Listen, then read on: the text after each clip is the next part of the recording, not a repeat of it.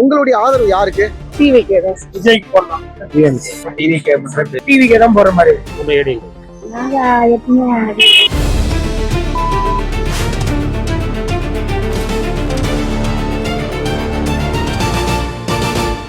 CTV நேயர்களுக்கு வணக்கம். தமிழகம் 234 தேர்தல் களத்தின் நாடி துடிப்பு 2026 நிகழ்ச்சிக்கு உங்களை வரவேற்கிறோம். தமிழகம் முழுவதும் இருக்கக்கூடிய ஒவ்வொரு சட்டமன்ற தொகுதியான நம்ம பார்த்துட்டு வரோம். தற்போதைய கள நிலவரம் எப்படி இருக்கிறது? ஆளும் அரசுக்கு சாதகமா? எதிர்க்கட்சிகள் வலுப்பெறுகிறதா? தாவேகாவின் தாக்கம் எப்படி இருக்கிறது? தனியாகவே களம் காணும் நாம் தமிழர் கட்சிக்கு வாக்கு சதவீதம் உயர்கிறதா?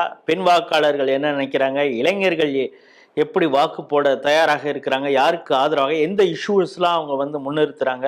இப்படின்னு பலவிதமான பிரிவுகளில் நம்ம கள ஆய்வு செய்திருக்கிறோம். அதன் தரவுகளை தான் உங்கள் முன் வைக்கிறோம். அந்த வகையில் நாம் இன்று எடுத்திருக்கக்கூடிய சட்டமன்ற தொகுதி என்னன்னு பார்த்தீங்கன்னா,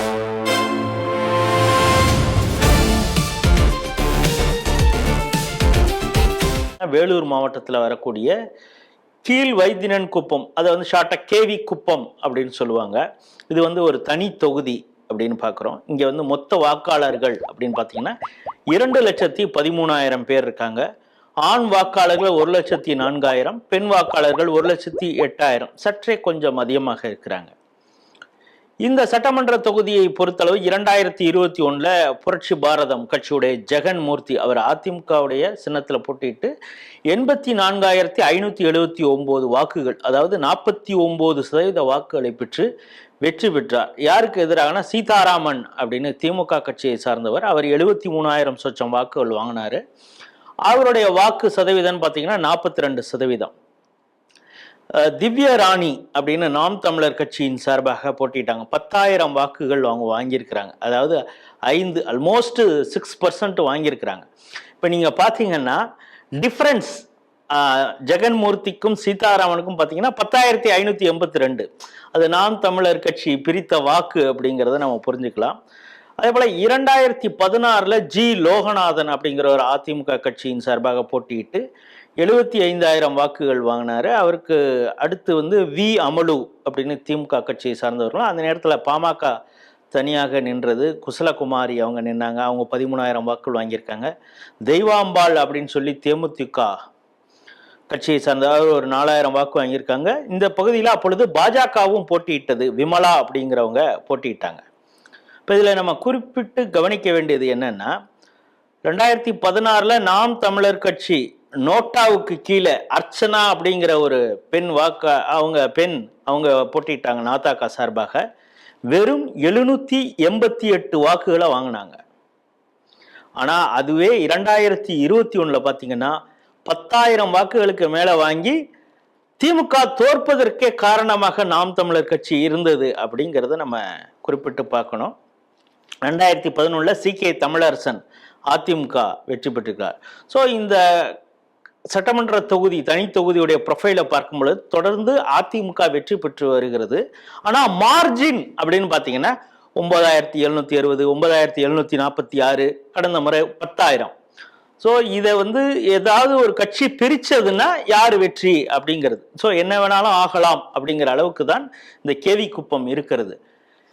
இப்பொழுது கேவி குப்பத்தில் திமுக தொடர்ச்சியாக திமுக ஒரே மாதிரியான கேண்டிடேட் நிறுத்தல, மாற்றி மாற்றி ஒவ்வொரு தேர்தலில் நிறுத்துறாங்க. அந்த வகையில் இந்த தடவை திமுக டாக்டர் ராஜேஸ்வரி மோகன் காந்தி அப்படிங்கிறவங்க, அவங்க எம்பிபிஎஸ் டாக்டர், அவங்கள நிறுத்தியிருக்காங்க. அதிமுக தனது கூட்டணி கட்சியில் இருக்கக்கூடிய ஜெகன்மூர்த்திக்கு தான் மீண்டும் இந்த தொகுதியை வழங்கியிருக்கிறாங்க அப்படிங்கிறத பார்க்குறோம். தாவேக்கால பிரபு அப்படிங்கிறவர் அவரை நிறுத்தியிருக்கிறாங்க. இந்த கேண்டிடேட்ஸ் பற்றி அடுத்த கள ஆய்வில் நம்ம பார்ப்போம். ஆனால் இப்பொழுது களம் யாருக்கு சாதகமாக இருக்கிறது அப்படிங்கிறது தான் நம்முடைய அலசல். களம் எப்படி இருக்கிறது அப்படிங்கிறத நமக்கு சொல்வதற்கு அங்கு ஆய்வு நடத்திய பாஸ்கரன் காணொலி வாயிலாக இணைகிறார். வணக்கம் பாஸ்கரன். வணக்கம். வணக்கம் சார். இந்த கேவி குப்பம் தனி தொகுதி குறித்து நம்ம ஒரு ப்ரொஃபைல் மாதிரி நான் உங்கள்கிட்ட சொல்லிட்டேன். ஆனால் நீங்கள் அங்கே கள ஆய்வு செய்துகிட்டு இருக்கீங்க. எந்தெந்த பகுதியில் முதல்ல கள ஆய்வு செஞ்சீங்க? சார், நம்ம கேவி குப்பம் பொறுத்த வரைக்கும் முழுக்க முழுக்க கிராமங்கள் நிறைந்த ஒரு பகுதி, முழுக்க கிராமங்களால சூழப்பட்டிருக்கக்கூடிய ஒரு பகுதி. அதை நம்ம லத்தியேரி, மேல்மாயில், ராமாலை, அன்னம்குடி, தாளைநத்தம், செதுக்கரை, செட்டிக்குப்பம், தாளைநத்தம் போன்ற பகுதிகளில் நம்ம போயிட்டு கள ஆய்வு மேற்கொண்டோம். இந்த ஒரு தொகுதியை பொறுத்த வரைக்கும் 2008 மறுசீரமைப்பு பண்ணியிருந்தாங்க. குறிப்பா குடியாத்தம் ஊராட்சியிலிருந்து 37 ஊராட்சி, காட்பாடி வட்டத்திலிருந்து 38 ஊராட்சிகளை அடக்கி ஒரு தொகுதியா வந்து கொடுத்திருந்தாங்க. முழுக்க முழுக்க விவசாயம் சார்ந்த தொழில்களை வந்து அங்க மக்கள் மேற்கொள்றாங்க. இந்த பகுதிகள்லாம் போய் நம்ம கலாய்வு மேற்கொண்டிருந்தோம். நீங்க இது பெரும்பாலும் கிராமம் சூழ்ந்த பகுதி, எல்லா பகுதிக்கும் நம்ம போய் கலாய்வு செஞ்சிருக்கோம் அப்படின்னு சொல்றீங்க. இங்கே எந்தெந்த சமூகங்கள் இருக்கின்றன, அவங்கள வந்து ஒரு பர்சன்டேஜ் வைஸ் சொல்லணும்னா அந்த சமூகங்கள் எந்தெந்த பகுதியில வந்து நிறைய அது அடர்த்தியாக இருக்கிறாங்க, அந்த பர்சன்டேஜ் அதோட சொல்லுங்க. கேள்விக்குப்பம் தனி தொகுதி, அதனால இங்க பட்டியல் சமூக மக்கள் நிரம்பி காணப்படுறாங்க. ஏறத்தாழ 50,000-க்கும் அதிகமானவர்கள், குறிப்பா சொல்ல போனா 58,000-க்கும் அதிகமான பட்டியல் சமூகத்தை சார்ந்தவர்கள் இங்க இந்த பகுதியில் இருக்காங்க. அதற்கு பிறகு வன்னியர்கள் ஏறத்தாழ 30,000 அளவுக்கு இருக்காங்க. அதற்கு பிறகு முதலியார், நாயுடு போன்ற சமூகங்கள் குறைந்த அளவுக்கு இருக்காங்க. முழுக்க முழுக்க இந்த ஒரு தொகுதியை பொறுத்த வரைக்கும் யார் வெற்றி பெறுவாங்க அப்படின்றத தேர்ந்தெடுக்கிறதுல 2 சமூகத்தை சார்ந்தவர்கள் முக்கிய பங்கு வகிக்கிறாங்க. அதுல பட்டியல் சமூகம், அதற்கு பிறகு வன்னியர்கள். இப்ப இந்த நீங்க நாயுடு சமூகம், முதலியார்கள் இவங்கெல்லாம் எந்தெந்த பகுதியில இருக்கிறாங்க? அன்னக்குடி அப்படின்ற ஒரு பகுதி, பிளஸ் மேல்மாயில், ராமலை, இங்க மகாதேவர் மலை அப்படின்ற ஒரு கோவில் இருக்கு, பிரசித்தி பெற்ற ஒரு கோவில். அந்த கோவிலை சுற்றி இருக்கக்கூடியவர்கள் அவங்க முதலியார்கள் அங்க கொஞ்சம் அதிகமா இருக்காங்க, அடர்த்தியா இருக்காங்க. மற்ற பகுதிகள் குறிப்பா சொல்ல போனா செடுக்கரை, செட்டிக்குப்பம், தாளைநத்தம், மேல்மாயில் இந்த பகுதிகளில் முழுக்க முழுக்க பட்டியல் சமூக மக்கள் அங்க நிரம்பி காணப்படுறாங்க. அவங்களுடைய வாக்கு முழுக்க முழுக்க இந்த வெற்றி தோல்வி யாருக்கு அப்படின்றதுல பெரிய அளவுக்கான ஒரு பங்கு வகிக்கிறது. நாயுடு சமூகத்தினர் எந்த பகுதியில இருக்காங்க? நாயுடு சமூகத்தை சார்ந்தவர்கள் காவனூர், அந்த சிஎம்சி மருத்துவமனை வந்து பாத்தீங்கன்னா சிஎம்சி மருத்துவமனையினுடைய ஒரு கிளை காவனூர்ல செயல்படுறாங்க. காவனூர் அப்படின்ற அந்த கேவிக்குப்பத்தை சார்ந்த ஒரு தொகுதி, அந்த பகுதிகளில் அவங்க கொஞ்சம் அடர்த்தியா இருக்காங்க. ஆனா அதிகமான அளவுக்கு மக்கள் அங்க இல்ல. இருந்தாலும் ஒரு சில பகுதிகள்ல, குறிப்பா கிராமங்கள் தான் இது, அங்கொன்றும் இங்கொன்றுமாக அவங்க வந்து பரவி காணப்படுறாங்க. இப்ப இந்த சட்டமன்ற தொகுதியில பல்வேறு சமூகங்கள் இருக்கிறது, குறிப்பாக வன்னியர்கள், பட்டியல் சமூகத்தினர் அதிகமாக சில இடங்கள்ல அடர்த்தியாக இருக்கிறாங்க அப்படின்னீங்க. இந்த மேல்மாயில் போன்ற பகுதிகளில் முதலியார்கள் இருக்கிறாங்க. நாயுடு சமூகத்தினர் அந்த சிஎம்சியுடைய ஒரு கிளை அமைப்பாக இருக்க காவனூர் பகுதியில் இருக்கக்கூடிய இடத்துல அவங்க இருக்காங்கன்னு சொல்றீங்க. இவங்களெல்லாம் எந்த கட்சிக்கு ஆதரவாக இருக்கிறாங்க? கேவிக்குப்பம் எடுத்துக்கிட்டோம் அப்படின்னா சார், அதிமுகவுடைய ஒரு கோட்டை அப்படின்னு கூட சொல்லலாம். தொடர்ந்து அதிமுக 4 முறை இந்த தொகுதியில வெற்றி பெற்றிருக்காங்க. அதுல கடைசியா கூட நம்ம அதிமுகவுடைய கூட்டணி கட்சியான புரட்சி பாரதம் கட்சியினுடைய ஜெகன்மூர்த்தி அவர்கள் தொடர்ச்சியா 2 முறை வெற்றி பெற்றிருக்காரு. இந்த பகுதி முழுக்க முழுக்க அதிமுகவுடைய கண்ட்ரோல் தான் இருக்கு. அதிமுகவுக்கான ஃபேவரா தான் மக்கள் வந்து இது வரைக்கும் வாக்கு செலுத்திட்டு இருக்காங்க. இப்ப நம்ம போய் பார்த்த பகுதிகளில் விஜய் அவர்களுக்கு அதிகமானவர்கள் புதுசா ஒரு நபர் வரட்டும் அப்படின்ற மாதிரி விஜய் அவர்களுக்கு ஃபேவரான நபர்கள் அதிகமா இருக்காங்க. திமுகவை பொறுத்த வரைக்கும் பெரிய அளவுக்கான ஒரு மவுஸ் அங்க இல்லை. ஏன்னா தொடர்ச்சியாக அவங்க ஒரு நபரை வந்து போட்டியிட வைக்கல. தொடர்ச்சியா ஒவ்வொரு தேர்தலையும் மாற்றி மாற்றி போட்டியிட வைக்கிறதுனால ஒரு குறிப்பிட்ட தலைவர் அங்க இல்ல. பர்டிகுலரான ஒரு தலைவர் வந்து அங்க திமுகவினுடைய ஒரு முகமாக அங்க இல்ல. அதனால திமுகவுடைய வெற்றி அந்த பகுதியில குறைவா இருக்கு. இந்த பட்டியல் சமூகம் அதிமுகவுக்கு கொஞ்சம் ஆதரவாக இருக்கலாம். இந்த பட்டியல் சமூகத்தை சார்ந்த ஜெகன்மூர்த்திக்கு கூட கொஞ்சம் ஆதரவாக இருக்கலாம். ஆனால் அதே நேரத்தில் சில இடங்கள்ல இந்த மேல்மயில் போன்ற பகுதியில் முதலியார்கள் இருக்கிறாங்கன்னு சொன்னீங்க. நாயுடு சமூகத்தினர் இவங்கெல்லாம் யாருக்கு ஆதரவாக இருக்காங்க? இவங்க வந்து விஜய் அவர்களுக்கு ஆதரவா இருக்காங்க சார். இந்த பகுதியை பொறுத்த வரைக்கும் விஜய் அவர்களுக்கு ஆதரவா இருக்காங்க. இது கிராம பகுதியை சார்ந்த ஒரு பகுதி. நம்ம கேட்கும் போது புதுசா ஒருத்தர் வரட்டும், மறுபடியும் நம்ம ஆல்ரெடி நம்ம வாக்கு செலுத்தவர்களுக்கே வாக்கு செலுத்த வேண்டிய சூழல் நமக்கு வேண்டாம், விஜய் அவர்கள் வந்தா எங்களுக்கு நல்லா இருக்கும் அப்படின்னு சொல்லிட்டு இளம் வயதினர் மட்டும் சொல்லல, ஒரு 40 வயதிற்கும் அதிகமான நபர்கள் கூட விஜய்க்கு நாங்க வாக்கு செலுத்துவோம் அப்படின்றத நமக்கு நேரடியாவே சொல்லியிருக்காங்க. நம்ம பைக் மூலமா கூட அதை நம்ம எடுத்திருக்கோம். பரவாயில்லைங்களா, விஜய் வந்து அவர் கூட சேர்ந்தாங்கன்னாக்கா விஜய்க்கு போடலாம், இல்லைன்னா தனியா நின்னாலும் விஜய்க்கு தான் போடலாம். புதுசா வரவங்களுக்கு தான் போடணும். எந்த கட்சிக்கு இங்க செல்வாக்கு கட்சி வர்றதுதான் சொல்றாங்க. புது கட்சினா விஜய் அவர்களே. ஆமா, விஜய் அவருக்கு. இந்த சட்டமன்ற தொகுதியை பொறுத்தளவு பெண் வாக்காளர்கள் சற்றே அதிகம் அப்படின்னு சொன்னாங்க. 1,08,985 as per election commission data. அந்த பெண்கள் எல்லாம் என்ன நினைக்கிறாங்க, இந்த ஆட்சி குறித்து எப்படி பார்க்குறாங்க? இந்த ஆட்சியுடைய பெண்கள் நலன் சார்ந்த திட்டங்கள் இருக்கு, திமுகவுடைய திட்டங்கள், அதை எப்படி பார்க்குறாங்க, என்ன சொல்றாங்க? முழுக்க முழுக்க பெண் வாக்காளர்கள் என்ன சொல்றாங்க அப்படின்னு சொல்லிட்டு கேட்டீங்கன்னா, அந்த பகுதியில இருக்கக்கூடிய அவங்களுடைய பிள்ளைகள் படிப்பதற்கு அந்த கல்லூரி அப்படின்றது அங்க கிடையாது. ஒண்ணு அவங்க கல்லூரிக்கு போகணும் அப்படின்னா குடியாத்தம் போகணும், இல்ல அப்படின்னா வந்து பாத்தீங்கன்னா வேலூர் போகணும். அதனால கல்லூரிக்கு போகக்கூடிய மாணவர்கள் சிரமப்படுறாங்க. எங்களுக்கு பல முறை நாங்க கோரிக்கை வச்சாலும் எங்களுக்கு யாருமே செவி சாய்க்கலங்க. எங்களுக்கு கல்லூரி கிடையாது. அதே போல ரயில்வே சமுதாய கூடம், இந்த மருத்துவமனை, அங்க கேள்விக்குப்பத்துல ஏதாவது மக்களுக்கு பிரச்சனை அப்படின்னா கூட நேரடியா வேலூருக்கோ இல்ல அடுக்கம்பாடிக்கோ இந்த காவலூர்ல இருக்கக்கூடிய சிஎம்சி போன்ற அங்கதான் அனுப்புறாங்க. மருத்துவமனைகள் தரம் உயர்த்தாம இருக்காங்க அப்படின்ற மிகப்பெரிய ஒரு கோரிக்கைகளை, மிகப்பெரிய குற்றச்சாட்டுகளை அந்த பகுதியில் இருக்கக்கூடியவர்கள் தொடர்ந்து முன்வைக்கிறாங்க. பெண்கள் முழுக்க முழுக்க அவங்களுக்கு மாநில அரசினுடைய திட்டங்கள், பல்வேறு திட்டங்கள் போய் சேராம இருக்கு. அந்த இலவச வீடு போன்ற திட்டங்கள் கூட சேராம இருக்கு. நிறைய பெண்கள் வீடு இல்லாம இருக்கக்கூடிய ஒரு சூழலும் அங்க இருக்கு. அதனால அவர்களுக்கு இந்த ஆளும் வர்க்கத்தின் மீது மிகப்பெரிய ஒரு கோபம் இருக்கு. அந்த பகுதியில என்னதான் அதிமுகவினுடைய புரட்சி பாரதியினுடைய ஜெகன்மூர்த்தி அவர்கள் சட்டமன்ற உறுப்பினராக இருந்தாலுமே திமுகவின் மீது ஒரு கோபம் இருக்கு. நாங்க கேட்டாலும் அவங்க கொடுக்க மாட்டேன்றாங்க. தண்ணீர் ஒரு நாளைக்கு ஒரு 2 நாட்கள் ஒரு முறை தான் எங்களுக்கு தண்ணீரே வருது. தண்ணீர் பிரச்சனை பெரிய அளவுக்கு இருக்கு அப்படின்ற மாதிரியும் குற்றச்சாட்டுகளை முன்வைக்கிறாங்க. விவசாயம் சம்பந்தப்பட்ட பிரச்சனைகளும் அங்க இருக்கு அப்படின்னு சொல்றாங்க. ட்ரம்ப் கார்டு அப்படின்னு திமுக சொல்றது 2 திட்டங்களை ஒன்று சொல்றாங்க. ஒன்று மகளிர் விடியல் பேருந்து, அதுக்கப்புறம் மகளிர் உரிமை தொகை, அதுவும் கடைசியில் 5000 ரூபா கொடுத்துருக்குறோம் அப்படிங்கிறாங்க. பொங்கலுக்கு ஒரு 3000 கொடுத்தோம் அப்படிங்கிறாங்க. வயதானவர்களுக்கு ஓஏபி பென்ஷன் அது சொல்லுவோம்ல, அது ஒரு 2000 நாங்கள் அடாக்காக கொடுத்தோம். இதெல்லாம் தான் எங்களுக்கு ஒரு வெற்றியை கொடுக்க போகிறது அப்படின்னு அவங்க பிரச்சாரம் செய்துட்டு இருக்காங்க.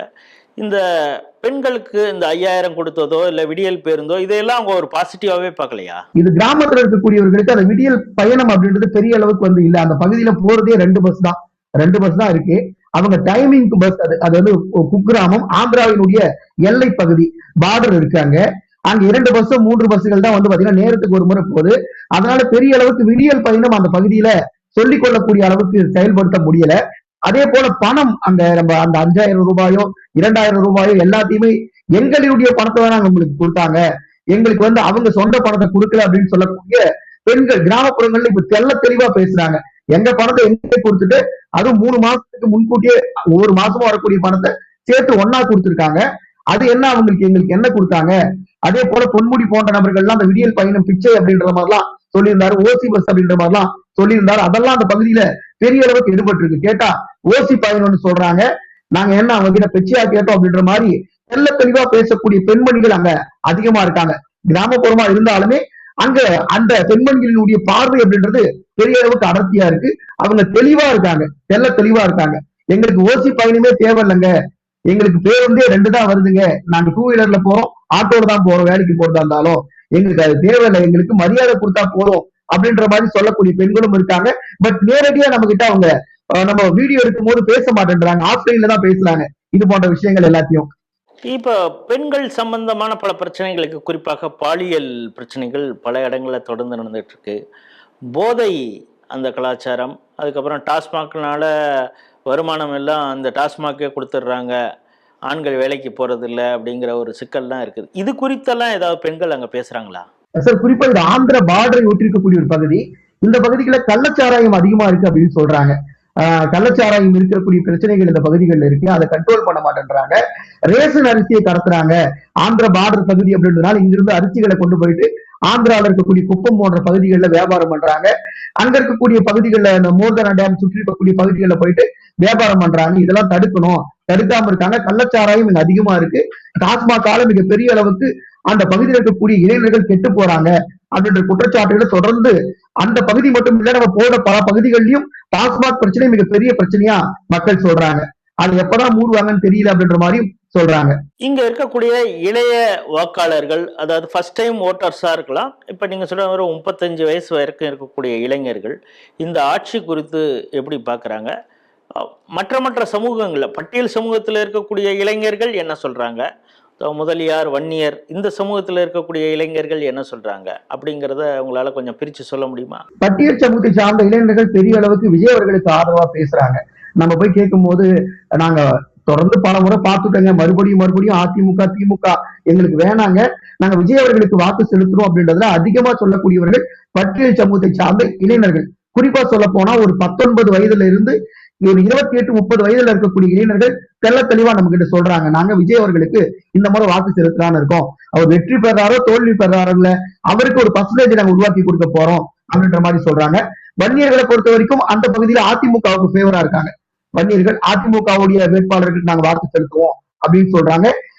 ஏன்னா அங்க அந்த பகுதி தனி தொகுதியாக இருந்தாலுமே அதிமுகவுடைய செல்வாக்கு அங்க தொடர்ந்து இருக்கு.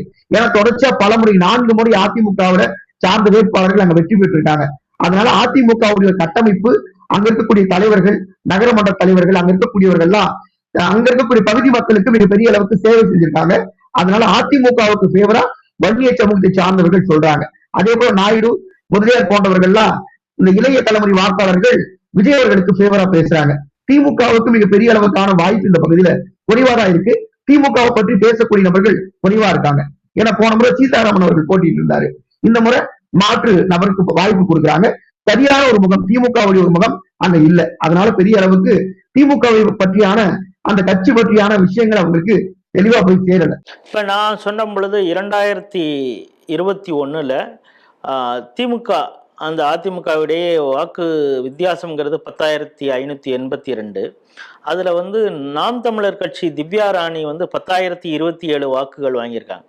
அதுதான் வெற்றியே தீர்மானிச்சது அப்படிங்கிறத நம்ம சொல்லும் பொழுது, நாம் தமிழர் கட்சிக்கு இங்கே எப்படி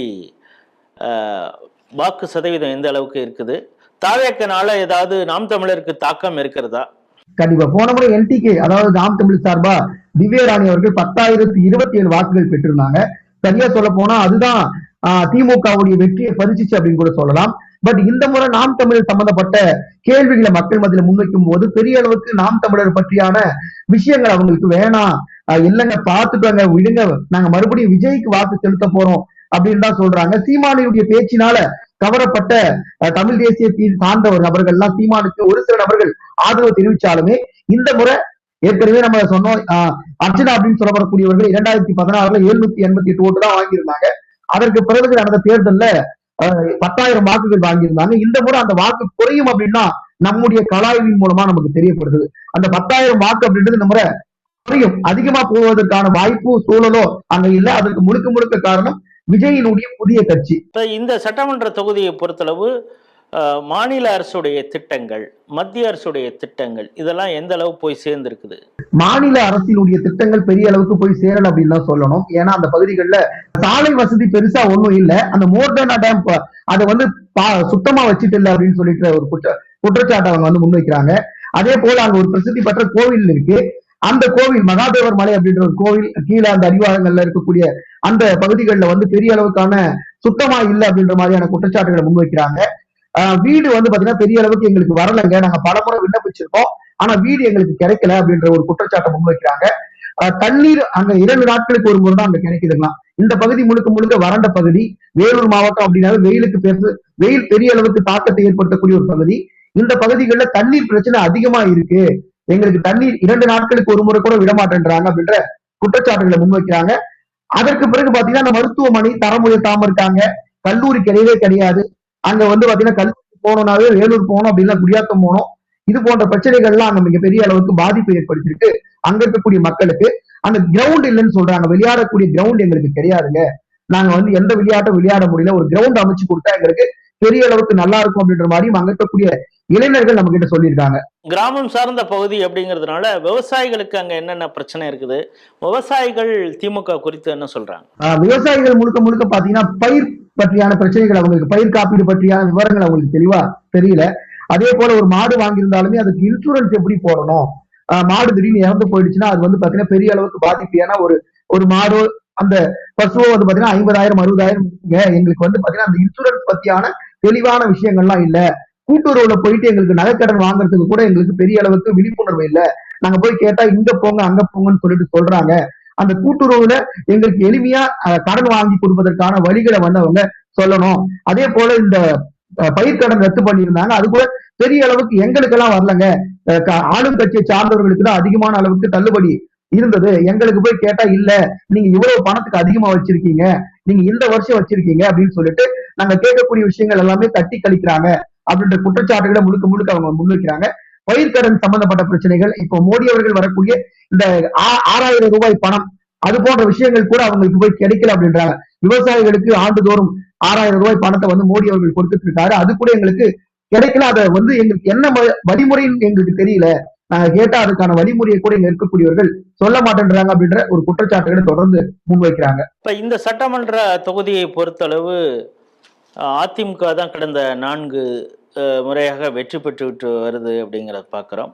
ஆனால் இப்பொழுது அங்கே இருக்கக்கூடிய இளைஞர்கள் வந்து ஒரு விரக்தியில் இருக்காங்க. எல்லாரையும் பார்த்தாச்சு, இந்த முறை நாங்கள் விஜய்க்கு அவர் தோல்வி அடைந்தால் கூட பரவாயில்ல, எங்களுடைய ஓட்டுகள் மூலம் அவங்களுக்கு சதவீதம் அதிகமானால் போதும் அப்படிங்கிற அளவுக்கு தெளிவாக சொல்கிறாங்க. அப்படிங்கிறப்ப எல்லா சமூகத்தினரும் அவருக்கு ஆதரவாக இருக்கிறாங்க அப்படிங்கிறது மாதிரி உங்களுடைய கள ஆய்வு சொல்லுகிறது. இந்த இளைய வாக்காளர்கள் வாக்கு அதாவது தாவேகா கட்சிக்கு பிரிவது, ட்ரெடிஷ்னலாக வன்னியர்கள் வந்து அதிமுகவுக்கு ஓட்டு போடுறது, இப்போ திமுக ஒவ்வொரு முறையும் புது கேண்டிடேட்டை தான் நிறுத்துகிறாங்க. இதையெல்லாம் வைத்து பார்க்கும் பொழுது உங்களோட முதற்கட்ட கள ஆய்வு யாருக்கு சாதகம் யாருக்கு பாதகம்? மறுபடியும் அதிமுக வெற்றி பெறுவதற்கான ஒரு சூழ்நிலை இருக்கு. ஏன்னா மறுபடியும் ஆல்ரெடி அறிவிச்சிருக்காங்க கேண்டிடேட் ஜெகன்மூர்த்தி அவர்கள் அறிவிச்சிருக்காங்க. அவர் பூந்தமல்லியை சார்ந்தவராக இருந்தாலுமே இந்த பகுதிகளில் தொடர்ந்து பல்வேறு நலத்திட்ட உதவிகளை பண்ணியிருக்காரு. அதன் மூலமா தொடர்ந்து 2 முறை வெற்றி பெற்றிருக்காரு. இந்த பகுதிகளில் இருக்கக்கூடியவர்களுக்கு செல்வாக்கு அவருக்கு அதிகமான செல்வாக்கு இருக்கு. அதனால இந்த கேவி குப்பம் பொறுத்த வரைக்கும் அதிமுக வெற்றி பெறுவதற்கான ஒரு சூழல் இருக்கு. 2வது இடம் திமுகவா இல்ல தாவேகாவா அப்படின்றதுல கடுமையான ஒரு போட்டி இருக்கும் அப்படின்னு சொல்லிட்டு சொல்லப்படுது. ஏன்னா இந்த முறை மருத்துவ துணை செயலாளராக 2011 இருந்தவங்க, அவங்களுக்கு இந்த முறை ராஜேஸ்வரி அப்படின்னு சொல்லக்கூடிய மருத்துவருக்கு புதுமுகம் அவங்களுக்கு இந்த முறை சீட்டு கொடுத்திருக்காங்க. ஏற்கனவே 2011 வேலூர் மாநகராட்சி தேர்தலில் போட்டியிட்டு தோல்வி அடைஞ்சிருக்காங்க. அவருக்கு பெரிய அளவுக்கான செல்வாக்கு அந்த பகுதியில் இல்லை அப்படின்றதான் சொல்லப்படுது. இதனால அதிமுகவுக்கு அதிகமான பலம் இந்த பகுதிகளில் இருக்கு. 2வது இடத்துக்கு தான் மிகப்பெரிய ஒரு போட்டி இருக்கும். திமுகவா அல்லது தாவேகாவா அப்படின்றதுல ஒரு கடுமையான ஒரு டஃப் ஃபைட் இருக்கு. வேலூர் மாவட்டத்தில் இருக்கக்கூடிய கீழ் வைத்தியன் குப்பம், அதாவது கேவி குப்பம் தனித்தொகுதி, இது குறித்த கள ஆய்வு தான் நாம் எவ்வளவு நேரம் பார்த்தோம். இங்கு தொடர்ச்சியாக அதிமுக வெற்றி பெற்று வருகிறது. தற்போது களம் எப்படி இருக்கிறதுங்கிறது கள ஆய்வு நம்ம செய்த பொழுது இங்கு இளைஞர்கள், அதாவது இளைஞர்கள் மட்டும் இல்லை, ஃபர்ஸ்ட் டைம் ஓட்டர்ஸ் மட்டும் இல்லை, 40-45 வயது வரை இருக்கக்கூடியவர்கள் தாவேகா விஜய் கட்சிக்கு மிக பெரிய அளவிலே ஒரு ஆதரவை கொடுத்து கொண்டு இருக்கிறார்கள். சென்ற முறை வெற்றி யாருக்கு என்பதை நிர்ணயித்த நாம் தமிழர் கட்சிக்கு இந்த முறை வாக்கு சதவீதம் குறைவதற்கு வாய்ப்பு இருக்கிறது அப்படின்னு சொல்றாங்க. குறிப்பாக பட்டியல் சமூகத்தை சார்ந்த இளைஞர்கள் பல பேர் வந்து தாவேகா கட்சிக்கு ஆதரவாக இருக்கிறாங்க அப்படிங்கிறது கள ஆய்வில் தெரிகிறது. அதையும் தாண்டி திமுக ஒரு குறிப்பிட்ட ஒரு தலைவரை வந்து இங்கே எஸ்டாப்ளிஷ் பண்ணணும்னு நினைக்கல. ஒவ்வொரு தேர்தலுக்கும் ஒவ்வொரு வேட்பாளராக மாற்றி மாற்றி நிறுத்துறாங்க. அதனால அவங்களுக்கு இங்கே ஒரு பெரிய செல்வாக்கு இங்கே கிடைக்கவில்லை அப்படிங்கிறாங்க. அதோட ஒரு அதிர்ச்சியாக கள ஆய்வில் நமக்கு என்ன கிடைக்குது அப்படின்னா, முதல் இடம் எப்படியும் அதிமுக வந்துடும், ஏன்னா தாவேகா பிரிக்கக்கூடிய வாக்கு அப்படிங்கிறத தாண்டி 2ஆம் இடம் திமுகவா இல்லை தாவேகாவா என்கிற அளவுக்கு தான் முடிவுகள் மாறுவதற்கு வாய்ப்பு இருக்கிறது அப்படிங்கிறது நம்முடைய முதற்கட்ட கள ஆய்வில் தெரிந்திருக்கிறது. இப்போதுதான் 3 கட்சிகளும் வேட்பாளர்களை அறிவிச்சிருக்காங்க. அடுத்தடுத்த பிரச்சாரங்கள் என்ன இருக்க போகுதுன்னு பார்க்க போகிறோம். அதுவரை நாம் வேறொரு சட்டமன்ற தொகுதியில் சந்திப்போம். உங்களிலிருந்து விடைபெறுகிறோம். நன்றி, வணக்கம்.